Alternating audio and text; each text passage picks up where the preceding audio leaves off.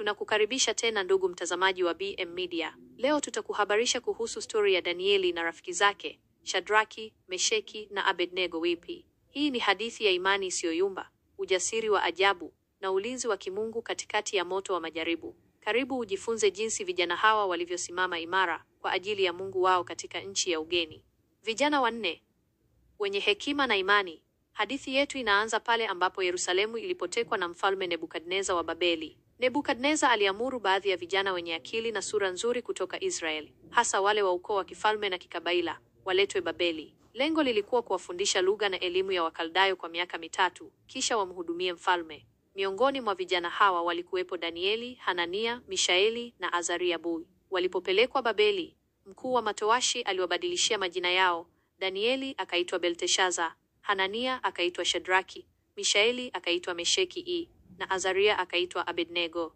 Danieli alikusudia moyoni mwake kutokula vyakula na divai ya mfalme ambavyo vingeweza kumtia unajisi kulingana na sheria zao za Kiyahudi. Alimwomba mkuu wa matowashi awape mboga za majani na maji tu kwa muda wa siku 10 kama jaribio. Baada ya siku hizo 10, walionekana wenye afya bora na walinenepa kuliko wale waliokula vyakula vya mfalme. Kwa hiyo, mkuu wa matowashi akawapa ruhusa ya kuendelea na lishe yao rahisi. Mungu aliwapa vijana hawa wote wanne maarifa na hekima katika elimu yote. Lakini Danieli alipewa ufahamu wa ziada wa maono na ndoto zote. Walipomaliza mafunzo yao na kupelekwa mbele ya mfalme, Nebukadneza alishangazwa na hekima yao, akiona kuwa walikuwa bora mara 10 kuliko waganga na wachawi wake wote. Hivyo, Danieli na rafiki zake wakaanza kumtumikia mfalme.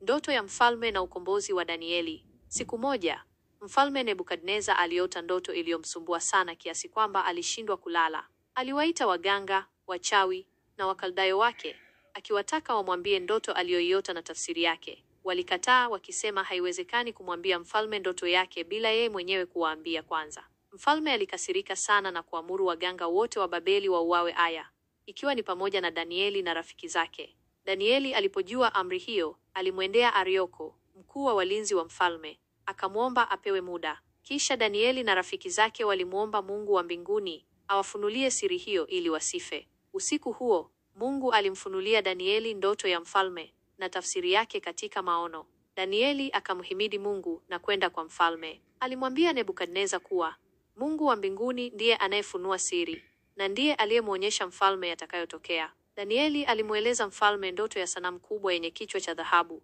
kifua na mikono ya fedha, tumbo na viuno vya shaba, miguu ya chuma na miguu iliyochanganyika chuma na udongo. Kisha jiwe lililochongwa bila mikono lilipiga sanamu hiyo na kuiponda vipande vipande.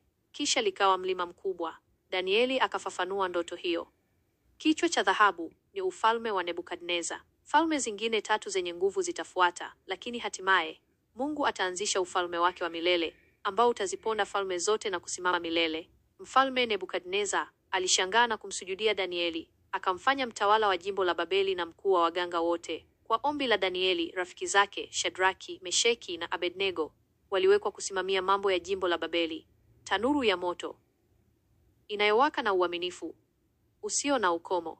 Baadaye, mfalme Nebukadneza alijenga sanamu kubwa ya dhahabu na kuamuru kila mtu aisujudie wakati muziki unapoanza kupigwa. Yeyote asiyesujudu angetupwa katika tanuru ya moto inayowaka.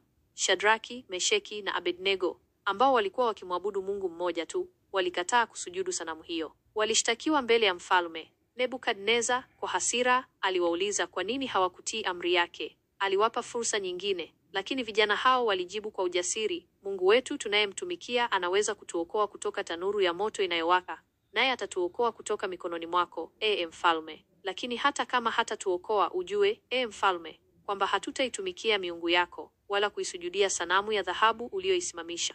Mfalme alikasirika zaidi na kuamuru tanuru iwashwe moto mara 7 kuliko kawaida. Askari wenye nguvu waliwafunga vijana hao na kuwatupa motoni. Moto uliwaua askari waliowatupa, lakini vijana hao walionekana wakitembea huru katikati ya moto. Mfalme Nebukadneza alishtuka alipoona watu 4 wakitembea motoni, na sura ya yule wa 4 ilikuwa kama mwana wa miungu ua. Aliwaita watoke, nao walipotoka, nywele zao hazikuwa zimeungua, wala nguo zao hazikuwa zimeharibika, wala harufu ya moshi haikuwa juu yao. Mfalme Nebukadneza alimsifu Mungu wao na kutangaza kwamba hakuna Mungu mwingine anayeweza kuokoa kwa namna hiyo. Aliwapandisha vyeo Shadraki, Mesheki na Abednego. Hadithi hii ya Danieli na rafiki zake Inatufundisha umuhimu wa kusimama imara katika imani yetu, hata tunapokabiliwa na tishio la kifo. Uaminifu wao kwa Mungu ulimletea utukufu, na ilionyesha jinsi Mungu anavyowalinda wale wanaomtegemea kikamilifu. Tafadhali usisahau kusubscribe channel yetu na kutoa maoni yako kwa marekebisho zaidi.